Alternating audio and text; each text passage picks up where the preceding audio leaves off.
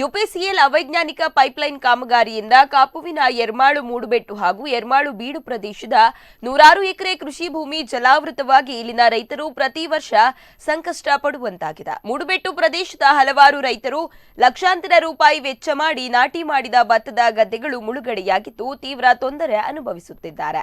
ಅವೈಜ್ಞಾನಿಕ ಕಾಮಗಾರಿ ಬಗ್ಗೆ ಹಲವು ಬಾರಿ ಯುಪಿಸಿಎಲ್ಗೆ ಮನವಿ ಮಾಡಿದ್ದರೂ ಅದನ್ನು ಸರಿಪಡಿಸಲು ಮುಂದಾಗದ ಕೃಷಿಕರು ಬೇಸಾಯದಿಂದ ಹಿಂದೆ ಸರಿಯುವ ಪ್ರಸಂಗ ಎದುರಾಗುತ್ತಿದೆ. ಈ ಪ್ರದೇಶದ ತೋಡಿನ ಹೂಳೆತ್ತುವ ಬಗ್ಗೆಯೂ ಗ್ರಾಮ ಪಂಚಾಯತ್ ಗಮನಕ್ಕೆ ತಂದಿದ್ದರೂ ಯಾವುದೇ ಪ್ರಯೋಜನವಾಗಿಲ್ಲ ಎಂದು ರೈತ ಸಂತೋಷ್ ಜಿ ಶೆಟ್ಟಿ ದೂರಿದ್ದಾರೆ. ಅವೈಜ್ಞಾನಿಕ ಕಾಮಗಾರಿಯ ಬಗ್ಗೆ ಯುಪಿಸಿಎಲ್ ಕಂಪನಿಗೆ ಸೂಕ್ತ ನಿರ್ದೇಶನ ನೀಡಿ ಸಮಸ್ಯೆ ಪರಿಹರಿಸುವಂತೆ ಇಲ್ಲಿನ ರೈತರು ಆಗ್ರಹಿಸಿದ್ದಾರೆ.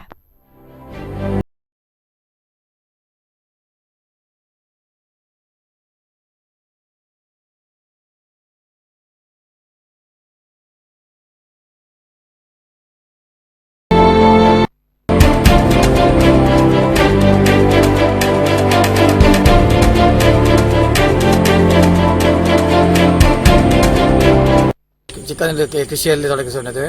ಈ ಸಲ ಕೃಷಿ ಭೂಮಿಯಲ್ಲಿ ನಾವು 6 ಎಕರೆ ನಮ್ಮ ಸ್ವಂತದ್ದು, ನಂತರ ಬೇರೆಯವರು ಹಡಲಿ ಬಿಟ್ಟ ಗದ್ದೆಯನ್ನು ಒಂದು 4 ಹೆಚ್ಚು ವ್ಯವಸಾಯ ಮಾಡಿದ್ದೇನೆ.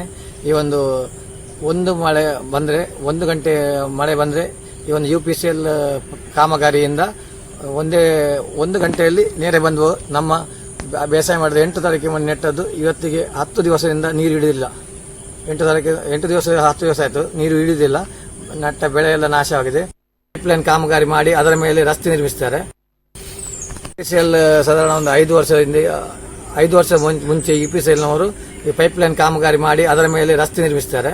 ಆ ರಸ್ತೆಗೆ ಒಂದೇ ಒಂದು ಸೇತುವೆ ನಿರ್ಮಾಣ ಮಾಡಿಲ್ಲ. ನೀರು ಬಂದ ಮಳೆ ನೀರು ಅಲ್ಲಿ ನಿಂತು ಇಡೀ ನಮ್ಮ ಒಬ್ಬರದಲ್ಲ, ಇಡೀ ಸಾಧಾರಣ ಒಂದು 50-100 ಎಕರೆಗೆ ಮಿಕ್ಕಿ ಬೇಸಾಯ ಹಾಳಾಗಿದೆ. ದಯವಿಟ್ಟು ಇದಕ್ಕೆ ನಾವು